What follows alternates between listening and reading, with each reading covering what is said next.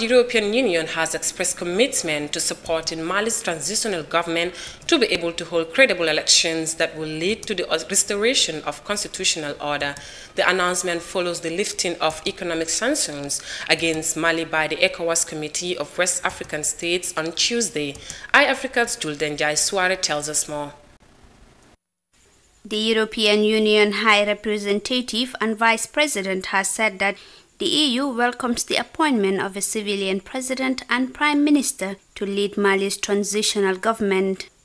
The new government, formed after the ousting of President Ibrahim Abubakar Keita, will serve an 18-month transition before elections are held to fully restore the country's democratic order. Joseph Borrell said the EU will also support Mali in carrying out priority reforms to deal with structural challenges. Mr. Borrell stated that Mali's transitional period constitutes an important window of opportunity to create a national pact around more accountable and inclusive public institutions as expressed by the Malian population.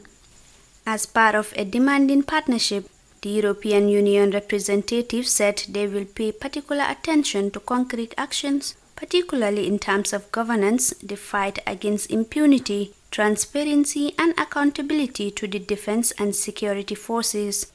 Meanwhile, the sub-regional bloc ECOWAS on Tuesday ended more than a month of economic sanctions imposed on Mali. The West African leaders also called on bilateral and multilateral partners to support Mali. For iAfrica News, I am Julden Jai Suare. From that report by Julden Jai Suare on Mali, earlier on today I spoke to Anna Van Desky, a journalist and a political commentator in Brussels on the EU's proposed support to Mali's transitional government. Here is more of that. So what do you think prompted such an announcement from the EU, especially after raising concerns about the military's actions in Mali? Well, I think, of course, now Mali is at crossroads, and there is a great hope of Malian people. And also, there is a hope in the region and in the European Union that Mali will really take the way to the reestablishing constitutional order, and the civilian transition, or led by civilian transition, will enter the different phase of development of the country, that after 18 months there will be free and fair elections. And that is actually the goal, that in this 18 months the political life will revive to such an extent that Malians could freely express their will and have fair elections they were struggling for so long. And that is the greatest hope. But of course there are great challenges. For example, security, because security states are a great concern. And we know today that French government, for example, is very cautious and prudent about declaring the liberation of the last French hostage in Mali, Madame Sophie Petronin. And everybody has hope in heart that it will pass well. But still, it's a sign of a very difficult situation in the country with the security issues and extremists. And this is a concern that will stay. But of course, there is a hope that because there is such a strong military presence in the country now, and Assimi Goïta, who is a hero of the revolution, will take this promise of security to people to Mali seriously, and there will be a great deal achieved in cooperation with the European Union, European countries, and the international community who is present there. For example, Estonians who are also present there, Estonian army, who will help to establish our safe and peaceful life in Mali. So in showing commitment, what form of support do you think the EU will be giving Mali? Will it be technical or financial or both? Well, I think that through years, our European Union was the biggest investor in Mali. Humanitarian aid was really offered generously. And I think that this line will continue because there is a great interest of European Union to establish peace and security in Mali because it's a key country for Sahel. And now, as you know, there is a great threat to the entire Sahel, to the entire community of people living there from the international terrorism, namely Al-Qaeda.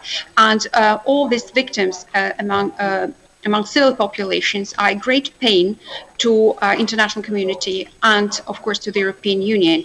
And that's why I think that generosity will continue. They will continue different actions, both supporting military presence and our humanitarian aid, because without security there will be no development. So it's crystal clear that EU have a special interest in Mali and sub-African regions regarding security and stability. How will the EU support to the transition ensure greater stability in Mali and West African sub-regions?